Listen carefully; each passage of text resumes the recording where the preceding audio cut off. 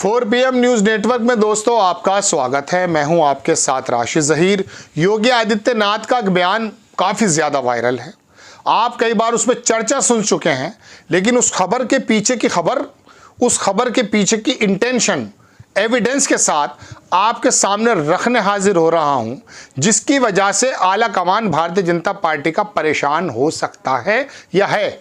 और दूसरी बात, योगी आदित्यनाथ जी ने अपने इस बयान से बता दिया है कि दरअसल वो खाली सूबे की राजनीति नहीं कर रहे हैं, विदेश नीति पर भी बात कर सकते हैं। और आसपास का जो देश का माहौल है और देश के एतराफ़ का, यानी कि हमारे जो पड़ोसी मुल्क हैं, उनका क्या माहौल है और हमें किस तरह से रहना है, उससे उन्होंने बात साबित कर दी है कि भविष्य के प्रधानमंत्री के रूप में भी आप उनको देख सकते हैं। और इस बात को लेकर देश के लोगों को तो खुश होना चाहिए, क्योंकि ये बयान उन्होंने जो कहा है कि बटेंगे तो कटेंगे, ये उत्तर प्रदेश को लेकर नहीं कहा है, पूरे देश के अंदर यूनिटी पैदा करने के लिए कहा है। राष्ट्र एक हो, बहुत शानदार बात कही, लेकिन इसके छींटे पड़ रहे हैं आला कमान पर और जनाबे वाला आसपास की जो मैं कह सकता हूँ जियो पॉलिटिक्स है, उसके मद्देनज़र योगी आदित्यनाथ का ये बयान आया। अब आप थोड़ा सा पहले बयान देखें। सीएम योगी के बटेंगे तो कटेंगे वाले बयान पर सियासी घमासान। अब कहीं असदुद्दीन ओवैसी ने कही बड़ी बात और अखिलेश यादव ने भी कही, ये अलग अलग बातें। अखिलेश यादव ने जो कहा वो बड़ी शानदार बात कही और असदुद्दीन ओवैसी ने भी कहा। पहले आप देख लीजिए क्या कहा है। अखिलेश यादव ने तो ये कहा कि से लेकर कि हैदराबाद में असदुद्दीन ओवैसी ने कहा कुर्सी जाने का डर है, इसलिए वो ऐसी बातें कर रहे हैं। उनको डर सता रहा है कि बीजेपी उनको सीएम पद से हटा देगी, इसलिए वो बीजेपी को पैगाम दे रहे हैं कि बटेंगे तो कटेंगे। एक बयान देख लीजिए जो ट्वीट किया है असदुद्दीन ओवैसी ने।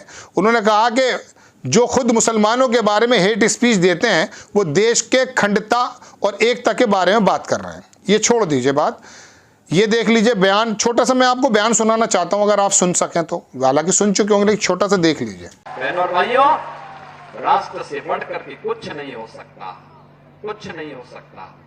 और राष्ट्र तब सशक्त होगा जब हम एक रहेंगे, नेक रहेंगे, तभी नेक रहेंगे।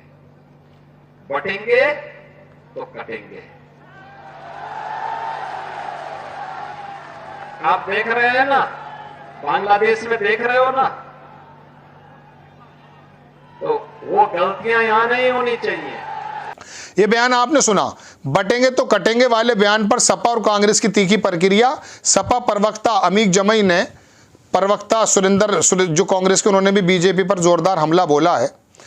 क्या बात कही थी आपने सुन ली है। उन्होंने कहा राष्ट्र से बढ़कर कुछ नहीं हो सकता, राष्ट्र तब तक सशक्त रहेगा जब तक हम एक रहेंगे, नेक रहेंगे, बटेंगे तो कटेंगे। आगरा में वो प्रोग्राम के अंदर बात कर रहे थे, इसमें क्या बुराई की बात है। इसमें अखिलेश यादव का भी बयान आया है। अखिलेश यादव ने बांग्लादेश को लेकर जो बयान दिया है उसमें क्या कहा है वो देख लीजिए।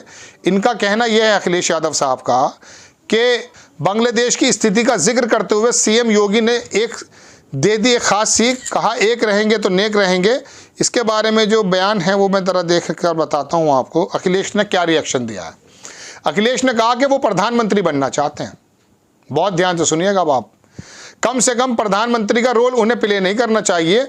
ये काम प्रधानमंत्री जी का है, भारत सरकार का है। दुनिया में किस देश के साथ कैसा संबंध रखना है, ये पहली बार नहीं है जब मुख्यमंत्री जी कह रहे हैं, पहले भी कह चुके हैं। मुझे उम्मीद है कि दिल्ली वाले उन्हें समझाएंगे कि दिल्ली वाले फैसलों पर हस्तक्षेप ना करें। क्यों ना करें साहब? योगी आदित्यनाथ देश के ज़बरदस्त नेता हैं, स्वीकार्य नेता हैं। और बांग्लादेश के बारे में उन्होंने कहा कि बांग्लादेश का उदाहरण हमारे सामने आपने बयान में सुना है। बांग्लादेश में क्या था, पूरा बांग्लादेश का विपक्ष और सब एक साथ था, एकजुट था। तो ये तो कोई बात नहीं कि एक रहेंगे। हाँ, वहां यह हो रहा था कि हसीना वाजिद जो है पिछले कई बरसों से, दशक मान लीजिए चलिए, वहां पर उनका राज था। कुछ जो वहां के बिजनेसमैन थे, हमारे अडानी साहब के बारे में भी कहा जाता, उनके साथ उनकी सांठगांठ थी और वहां के आम लोगों को फायदा नहीं पहुंचाते थे। बिजनेसमैन्स को और जितने भी ये मैं कह सकता हूं कि पेज 3 के लोग हैं, उनसे उनका ताल्लुक होता था। इसलिए लोगों के अंदर एक अजीबोगरीब नफरत पैदा हुई और उन्होंने उनके फादर को तो 1975 में ही मार दिया था। अब उनको भागना पड़ा। भाग भी वो इसलिए गई क्योंकि वो आर्मी का जो चीफ था उनका बहन वही लगता है, रिश्तेदार लगता है, वरना उनका भी कत्ल हो जाना था जिस तरह से वहाँ पर कत्ल गारत हुआ है। तो अब वहाँ योगी आदित्यनाथ ने कहा कि बांग्लादेश को सीख लेनी चाहिए। क्या मतलब? कुछ लोगों के फायदे के लिए अगर सरकारें काम करती हैं और देश के लोगों के लिए काम नहीं करती तो देश के लोग सड़क पर आ जाते हैं। आप इस बात को ऐसा भी मान सकते हैं इनडायरेक्ट वे में, जैसा कि विपक्ष के लोगों का कहना यह कि मोदी जी एंड पार्टी सिर्फ कुछ बिजनेसमैन के लिए काम करती है, हम दो हमारे दो। सुना है आपने? अडानी अंबानी पर राहुल गांधी भी लगा चुके हैं। तो अगर ऐसा है, लोगों के लिए नीतियां नहीं बन रही हैं या नीतियां अगर बनने का ड्रामा हो रहा है, उन तक पहुंच नहीं पा रही हैं, तो ऐसे समय में क्या हो सकता है आप अंदाजा करें। एक इशारा तो उनका यह भी हो सकता है, मैं अपनी तरफ से नहीं बता रहा हूं, जो बयान है। दूसरी तरफ जब वो बात कर रहे हैं कि बांग्लादेश की तरफ हमें एक रहना चाहिए, बांग्लादेश का हाथ देख चुके हैं, तो देश की अखंडता के बारे में जब वो बात कर रहे हैं तो सबको मिला करके बात कर रहे हैं, उसमें कोई अलग अलग बात नहीं कर रहे हैं। उसके अंदर मुसलमान भी है, उसके अंदर हिंदू भी है, सिख भी, ईसाई भी है, और अच्छी बात है। तो ये चैलेंज कहाँ जाता है? ये बात दरअसल देश की अखंडता की करनी तो सबको चाहिए, लेकिन प्रधानमंत्री का मेन दायित्व बनता है। उनके कार्य क्षेत्र में भी अगर योगी आदित्यनाथ हस्तक्षेप कर रहे हैं, इसका अब क्या मतलब जाता है कि आप सीएम की कुर्सी से हटाना चाहते हैं? मेरी नज़र दिल्ली पर है और लोग भी चाहते हैं।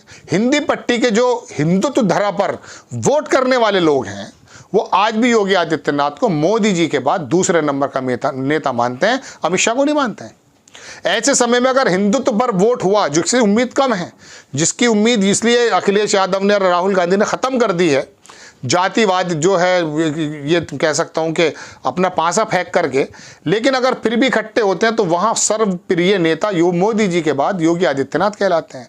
तो ऐसे समय में वो एक जो है मैं कह सकता हूँ इशारा दे रहे हैं आला कमान को कि अब आप ज़रा संभल के रहिए। और वहाँ पर अमित शाह जी के सपने किस प्रकार से टूटते हैं वो बात अलग है, लेकिन बात ये चल रही है दोस्तों कि इस बयान से उन्होंने एक जगह 3 इशारे दिए।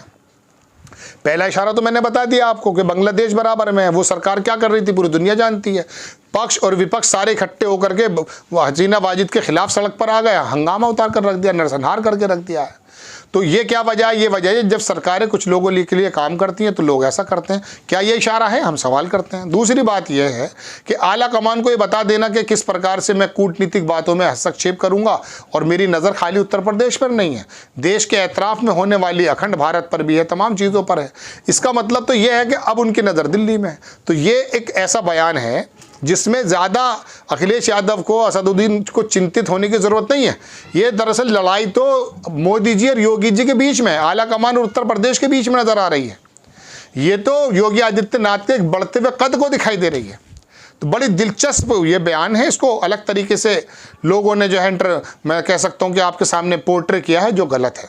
आपको खबर कैसी लगी अपनी राय कमेंट्स बॉक्स में ज़रूर दीजिएगा। चैनल को सब्सक्राइब कीजिएगा, शेयर कीजिएगा। नेक्स्ट टाइम मैं किसी खबर के साथ हाजिर हो जाता हूँ। जय हिंद।